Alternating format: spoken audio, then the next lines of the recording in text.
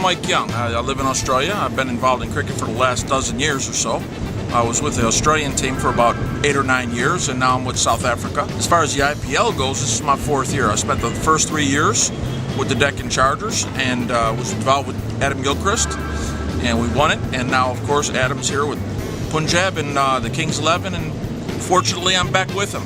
So looking forward to a great year, and the fans and how excited they are, and it's just going to be tremendous. I can't wait to get started. I've been in coaching for 30 plus years. To watch players excel, to watch them come from really immature, lacking confidence, unsure of themselves, to see them walking around buffed up, to see them go through all the barriers that young players go through, and then to come out the other end and to mature both as players, more importantly though, as people. I don't look at one player over another player. I'm going to work with each guy, get to know them as individuals first, cricketers second. There has to be a trust factor. They have to know you care about them. And they're going to have bad days, and they're going to have good days. It's all about the experience. I can tell you right now, Adam Gilchrist is an amazing leader. I'm very comfortable, regardless of the outcomes of matches. The process is what's important. I'm very comfortable the process will be good. Feeling very red. I'm very red. So, but yeah, it's great. I love new uniforms. In scientific terms, I'm the strength and conditioning coach, but everyone goes by the trainer, the old tagline. Taking into account most of the cricketers play throughout the year, they have some level of fitness. Now, the issue where it gets a little complex is juggling their already existing programs with what they need for this specific explosive format of the game. You're trying to search for the optimal balance between what their requirements are and what they already have attained. Most of them are fit to play the T20 format, the explosive format, but there's always a baseline that from which they can step up.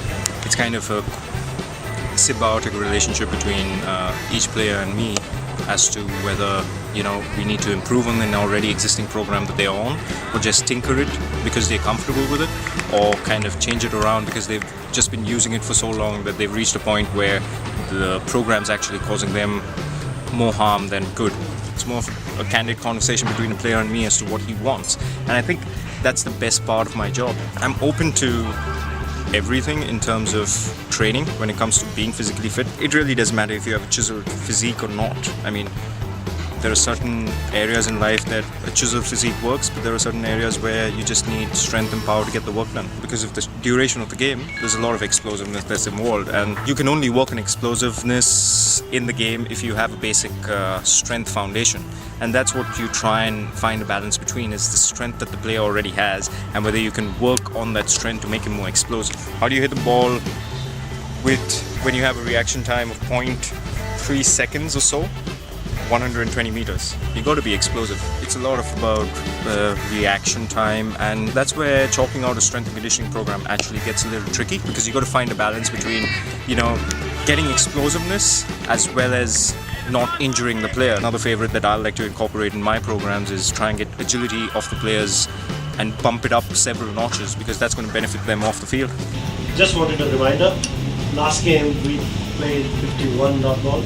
First 6 overs we were 19 for 2 with 24 dot balls out of 36 balls. The other two periods, which is the 7 to 14 8 overs, we scored 65 runs. In the last 6 overs we scored 60 runs, which is pretty good actually.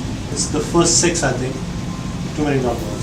2020 cricket is just about execution of your skills. So the boys have, especially with the ball, just picked their plans and tried to execute their skills today, and the batters doing the same thing. So they've been pretty good.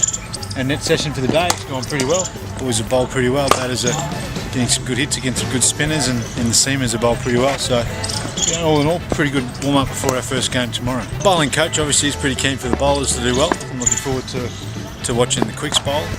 It's always a tough gig in 2020 cricket, but they bowled pretty well today, and I'm looking forward to obviously watching Gilly and Huss and the guys at the top of the order give it a whack tomorrow as well, and get us off to a good start. So if everything goes to plan, we'll be sitting 1 for 1 tomorrow night and having a cold beer to celebrate. Anand Chulani, I'm a peak performance coach. My work is to help people mentally kind of be at their full potential, so they can play to their potential, whether it be a corporate, whether it be an athlete, whether it be a child. The unconscious mind is 30,000 times more powerful than the conscious mind. That's like having the coolest computer in the world. I believe in this team. I believe in Kings 11 from my heart, my soul. I think they're a team that plays the hardest. That's The unique USP of this team is that team that'll play the hardest. They've got the mental ability, they've got the capability, and they've got the most important, the team spirit and the hunger and passion to play at the highest level and play for each other.